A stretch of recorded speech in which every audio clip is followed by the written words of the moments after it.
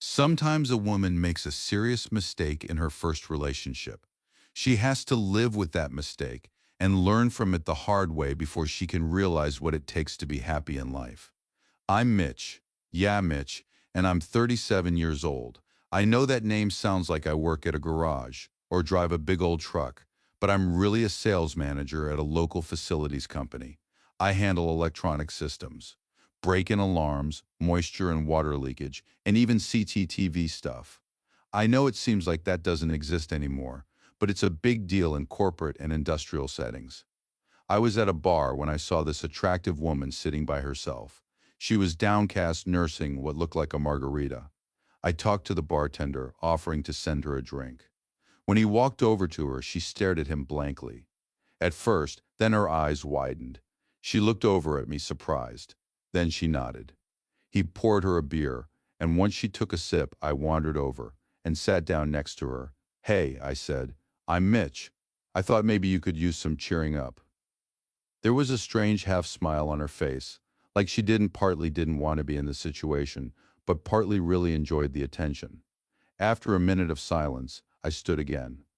"All right, maybe you're not interested." I turned. "Wait," she blurted out. Then her eyes dropped. "Don't go." There was a long pause. I have two roommates. One of them has this idea of independence and autonomy, but the other. She looked down at her beer. "I'm lonely." I sat down again. "Well, I'm Mitch."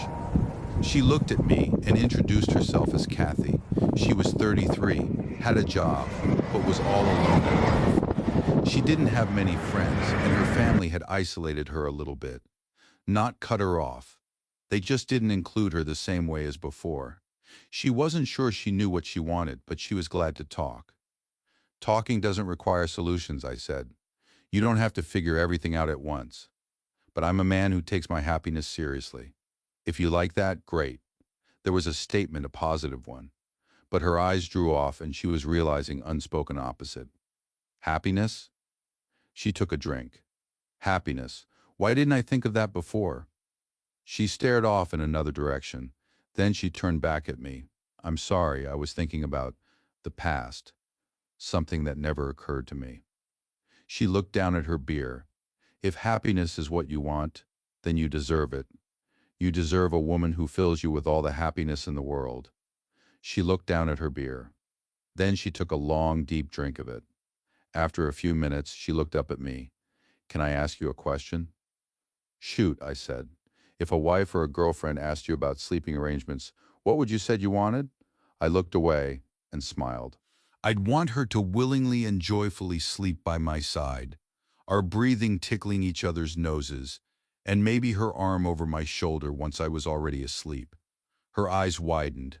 For a moment she looked hostile, but then she softened. "Well, how about some sort of compromise? What if she asked to sleep separately, maybe once a week?" I thought again. "I think that if she came to bed, we lay together for an hour, and then she went to sleep somewhere else, maybe on a Tuesday night. That would be acceptable." It was her turn to think. She looked down on her beer. "You'd let me have a night in bed by myself, and all you'd ask for is some time together before I did so." "One night a week," I reiterated. She nodded. "It seems so simple." She shook her head. Then she looked at me. "Okay." "Okay," I said. Suddenly she was all smiles. She listened to me. She laughed at my jokes. She touched my hand. When I suggested that we go somewhere private, she nodded and offered to bring me back to her apartment. That night was great. After the first round in her bed, she admitted that she'd been divorced for a year and that she hadn't had any intimacy with her husband for a year before that. After a half hour of laying quietly, she put an arm around me. "I think I need some more. You felt so good." We started kissing again, and that led to another round. This time she was on top, and it was just as good. We went a third time, barely got any sleep, and only stopped because we both exhausted. As the sun rose, she threw on a thin nightgown, lay down again, and put her arms around me. That was so good. I forgot how good that feels. She held me, but after a minute I heard little sobs. I touched her chin, pulling it up so she could look up at me. I'm sorry, it's not you. I was just thinking about my marriage. I just forgot that his love felt better than the separation I forced on him. I waited a long time, even as she held me in the low morning light. If she was thinking about her ex-husband, I couldn't really say anything. Maybe she wanted him back. Maybe she thought she could get him. She must have intuited my thoughts because she said, he's already remarried. He has this cute little wife, maybe 5 years younger than me. And she's doing the one thing I denied him for a year. There was a long pause, sleeping in the same bed. Suddenly, it all became clear. She had been denying him her presence in bed together. I imagined the separation, the slow pull in opposite directions, the feelings of rejection, the loneliness, and eventually, in his mind, the realization. The love was gone. I nodded to her. I could see her eyes now. Maybe you understand my position now. I felt her hands reach across and wander across my chest. Yes, I think I do. There's something more important to marriage than demanding independence. Couples to make sure that both are feeling loved and fulfilled before trying to focus on their individual identities. She got quiet. I want to have hobbies, friends, and interests of my own. I'm pretty sure he would have given me that, but I crossed the line. We talked into the morning, and then she offered to make breakfast. When I finally got up and got dressed, we agreed that we'd keep seeing each other. It didn't have to be a relationship immediately, but we kind of agreed that we're seeing each other. She took my hand. I know this is presumptuous, but would you not see other women? She paused. I don't want to share this. For 2 months, things felt perfect. Kathy was affectionate, would bring lunch at my work, and would text me constantly. Maybe some men would find it annoying, but I really enjoyed the attention. But soon after that, the text fell off. One day it was every hour from dawn to dusk. The next, crickets. That night I checked in. Hey, everything good? I haven't heard much from you. About an hour later, a message came back. I don't like how you're emotionally dependent on me. I don't like carrying all the weight in this relationship. That felt like something about the other woman inside of her. She had told me about it when we first met. I didn't like that, so I sent a text back. You're quite mistaken if you think I'm dependent on you. You may text me again when you can show some respect. There was silence for a day or so. It was so frustrating, but I could feel the continuation of some pattern in her life. It wasn't something I could nail down, but the turn was so heavy and sudden that I didn't think it could be anything else. Then on the third say, other texts came. Are you just going to ignore me? I can't believe you're this immature. There were several of those. Then at midnight, as I was lying down, there was another, oh Mitch, I just realized what I was doing. I'm so sorry. I left that one on read. I can't believe I started doing that to you. Please let me come over and apologize. With that I relented. Okay, Kathy, if you're sorry and you see what you were doing, you can come over, I texted. There was nothing for about a half hour, but then there was a knock on the door. There was Kathy, pizza in one hand, a six-pack in the other, and a hopeful look in her eye. I opened the door, and after dropping the tokens on the kitchen on the counter, she put her arms around me. I'm so sorry, Mitch. I was looking the texts, and then suddenly I remembered all the things that drove him away. I felt you pulling back, not showing me the affection that I had gotten used to, and then I realized that I hadn't had a kind word for you in 3 days. That night things were great again, better than before. But in spite of that, I started watching. If she seemed to be a bad mood, I wait to see if this was her independence acting up, or if it was just a bad day. If she grouched at me, I listened to see if it was a real problem, an issue in her life, or her thinking her autonomy was most important. But for a long time that was gone. 3 more months passed, then 6 more, and it was a year since we started dating, and I was getting comfortable. Kathy was making hints at being together. She asked me if she should sign a new lease on her apartment. If she didn't, it would cost a little more, but she would have the liberty to move out flexibly. Thinking that we'd agree on something more permanent, that it was a good idea. We made plans to meet at her place that evening. When I arrived, things felt off again. She wasn't leaning into me. Her kiss was perfunctory rather than desirous. I noticed there wasn't food when in the past she'd have a small spread. Before I could say anything, she had a pointed remark.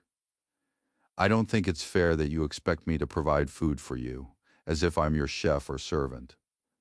I let it slide, but I think she could tell my guard had gone up. You think you can just come over and expect me to perform for you? Like a servant girl?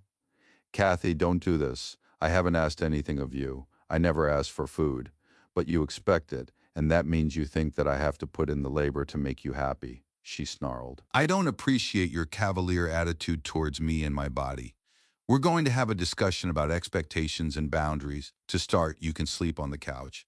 I stiffened, frowned, physically stepped back. You know, Kathy, I think I'll just leave. I'm all in favor of boundaries. But boundaries have to be communicated and understood. I came here to discuss what it would mean for you to move in with me. But this attitude is not love, it's control. Her face darkened. You're just as bad as Max was. The words were barely out of her mouth when she realized what she had just said. She put her hand up to it, as if she could still stop the words from coming out. I'm sorry, Mitch. I shook my head. You know what? I think I'll just stay out of your apartment decision. I moved to the door. She pulled my arm. Mitch, please. I see it, I swear. You don't have to sleep on the couch. I'll order takeout. I'll even pay for it. We don't have to talk about the lease. I looked back at her. Tell me what you see. Tell me what just happened so I know that you're not just sorry I'm calling you out. She swallowed thought for a minute. I was falling back into the old self-righteous ideas that just because you're a man, that you're somehow guilty of controlling me and lacking emotional maturity to maintain our relationship. You're not part of some oppressive class. You're an individual, and you've treated me with nothing but love and respect. Tears were falling from her eyes. I turned back to her. Okay, Kathy, I think you do get it. I'm not here to talk politics. I'm not here to discuss systems, and I'm not here to control you. I wrapped my arms around her. There's a problem, though. You're letting something get into your brain. Is it a magazine? A website? What is it that's poisoning you against me? She looked up at me. Fear was in her eyes. I could tell. I cannot be close to you if you are feeding yourself this, Kathy. You're feeding yourself relationship poison. Tell me what it is, or I'll have to leave. She drew in a long breath. She gritted her teeth. When she looked at me, I could feel the two fighting within her. The power-hungry one, demanding to keep control, demanding that she be allowed to think about all the things that made her feel strong. But then there was the Kathy I was falling in love with, the one who wanted me and loved sharing and giving. I can't lose you, Mitch. I can't. Then tell me, finally, she looked over at her phone on the table. It's a podcast. The Enlightened Woman. It talks about women's empowerment and how to break oppressive systems. Unlock the phone and let me delete the app. She stared at me. I could see the control freak rise up one last time in her eyes. I could see her eyebrows drawing down. She even took a breath, but then her eyes softened, and she exhaled. Okay, Mitch, she whispered, if that's what it takes. If your staying means I have to give that up, I won't keep this. I lost. She looked out. But I won't lose you. She marched to her phone, picked it up, unlocked it, handed it to me. Podcast Core is the app, she told me. I flicked through, found the app, uninstalled it, and handed the phone back to her. Then I put my arms around her again. That was very brave of you, babe. You treated me with love and trust, rather than trying to take control. She looked up at me. Thank you, she whispered, and we kissed. A couple weeks later, Kathy decided she would go month to month on her lease, but she admitted that realized she might have to wait longer. I don't want you to have any doubt or fear about me, Mitch. If you need a couple more months to see that my heart is full of love, then it's worth it, she told me on the phone. 3 more months passed, and this time I felt she was ready. There were slip-ups, there were moments, but she never got more than a sentence out before she realized what she was saying and completely took it back. I'm sorry, Mitch, she would confess. I'm trying to let it all go, but something inside me forgets everyone once in a while. We agreed that when she would get back from her college reunion, we would start making plans for our future, move in, a timeline for engagement and marriage. She stopped off at my house on the day she left. I kind of wish I didn't agree to go, she whispered. I don't want to leave you. I almost told her not to go then. I came close to bringing her in. But she had friends. She had old classmates. She deserved to see them. She looked at me with those big eyes, almost pleading me to stop her. She opened her mouth, closed it, looked away. Okay, I'm going, but I'll be back on Monday morning. She said. I smiled, told her I loved her, and watched her drive off. That night and all the first day, she was texting every hour. She missed me. She wished I was with her. It would have been annoying, but she was so warm. I couldn't be mad at her. On Saturday, the texts were less often. Then on Sunday, they stopped. Part of me thought trouble, but the other part said she was just busy with friends. She should have been home Sunday night, but she never texted. At midnight, I texted her, no response, left on read. Monday, I had to go to work. Nothing. I texted if she was all right, left on read again. I didn't like getting the silent treatment. Finally, on Tuesday, my phone chirped with her texts. Oppressor, it said. My friends told me all the little ways you were manipulating me. I don't know why I didn't see through you. I don't know why I let you control me like that. My eyes glazed over. I had sunk over a year of my life into this woman, and in one weekend she went right back into it. I just texted back, I'll leave your things in a box at the door. Come get them when I'm at work. Silence again. That night I put the box on my porch. The next evening it was gone. After 3 days I admitted to myself it was over. I spent a week in quiet mourning. I went to work. I went home. I ate bits and pieces of food. But when a week passed, I let out a deep breath. It was over. I had to move on. I went for walks. I kept going to neighborhood barbecues. Friends asked about Kathy. I said we went different ways. I joined a singles travel group, weekends at lodges, Christmas at New York. I let Kathy become a memory. I never forgot her. Mostly because when she was good, she was great, but she just wasn't able to let go and love. Another year passed, winter came, I was invited to a New Year's Eve party, casual, friendly. The group decided to rent out a small hall with a couple other groups, just a bunch of single people, no pressure. I arrived at the hall, began mingling. I had a few laughs, drank a few beers. Then a note was handed to me. The event coordinator wanted to speak to me. I stared at it, then shrugged. I got up, went out into the hall. There was Kathy. She was dressed in a black skirt, as if she was working the event. Hello, Mitch, she said with downcast eyes. Kathy, I mumbled. You're upset at me, she remarked. Disappointed. There was a long pause. You have the right to be, she admitted. I held up the slip of paper. Are you the event coordinator? She nodded, shook her head. I'm the general manager of the property now. It felt close enough. Okay, I guess you figured out what happened. I went to the reunion, got caught up with some of the worst friends I had had in college, and they started telling me about all the things you warned me about. Things started clicking. All the things I had been trying to be rid of came storming back, and that got the best of me. I'm not blaming you, but I was thinking of telling you that going was a bad idea. When I came by, I almost said that I wasn't going because I knew I'd hear all that again. But you were so confident in me. You trusted and loved me. I decided to try to be worthy of your love and trust. She let out a long sigh. I failed so hard. After a week, I realized what I had done. I knew I had lost you, but I finally did what I should have done the moment I realized you had standards. I gathered up all the old books I had and threw them away. I took them down to the dumpster in a bunch of boxes and rid myself of them. She looked out in the distance. That's how I lost Max, and that's how I lost you. She took in a deep breath. Out of nowhere, I heard about a chance to volunteer at a soup kitchen, and twice a month I go. It was an eye-opening experience. So many of those people are messed up. Half of them think they can run their own lives, even though they've completely destroyed themselves. Over and over, I heard, you don't control me, and eventually all I could hear was my own voice, saying it to Max, and to you over and over. Going breaks my heart, but the workers are so kind. They never criticize. They never raise their voice. They never hurt the people who demand, and sometimes even insult them. That's what I want to be. There was a long pause. If I've lost you forever, I have to live with it. But I thought you should know that I've made changes in life, not because of you, but because what I've allowed myself to become. Twice, I think hard for a while. Then I allow my shoulders to relax. Kathy, I don't know what's going to happen, but maybe for one night, I'll step away from my friends, and you and I can toast the New Year's together. She looked at me, her eyes filling with tears. She wiped them away before smiling back at me. I'd like that, Mitch. She touched my arm. Thank you.